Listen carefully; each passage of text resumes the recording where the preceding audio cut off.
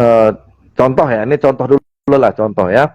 Ada seorang advokat dilaporkan atau dituduh melakukan 372 atau 374 penggelapan. Nah, kalau dalam perspektif seorang ahli pidana, ketika suatu barang itu memang benar adalah milik seseorang atau sebagiannya milik orang lain, kemudian tidak disampaikan atau tidak diberikan kepada si pemiliknya tersebut setelah diperingatkan, itu masuk unsur 372, masuk unsur 374. Kalau misalnya berdasarkan jabatan, 374 itu kan penggelapan dalam jabatan. Itu kalau orang ahli pidana yang kasih keterangan di depan penyidik. Tetapi pertanyaannya, penguasaan barang yang disangkakan telah digelapkan itu berdasarkan apa? Nah, kalau misalnya ahli profesi advokat yang ditanya, kan nanti dia bisa jawab, oh, itu bendanya tidak dalam penguasaan yang melawan hukum. Karena kenapa? Ada hak retensi di situ. Advokat boleh megang dokumen, megang barang, ya, megang objek gitu ya, dengan alasan hak retensi.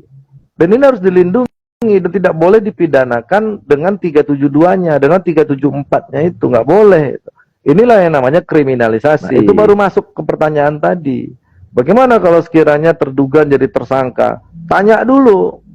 Kalau sekiranya apa yang dituduhkan tersebut adalah merupakan murni, ya, murni berkaitan dengan melaksanakan fungsi, tugas, kewenangan, jabatan seorang advokat, Anda tidak boleh ditersangkakan.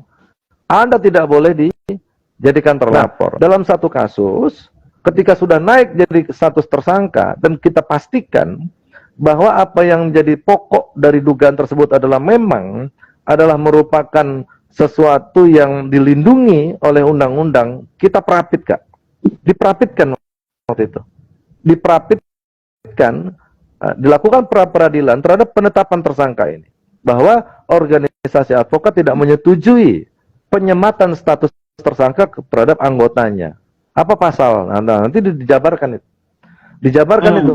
Nanti disampaikan bukti-bukti bahwa ini sedang menjalankan kuasa, ini surat kuasanya, ini undang-undangnya, ini aturan hukumnya dan seterusnya dan seterusnya dan seterusnya.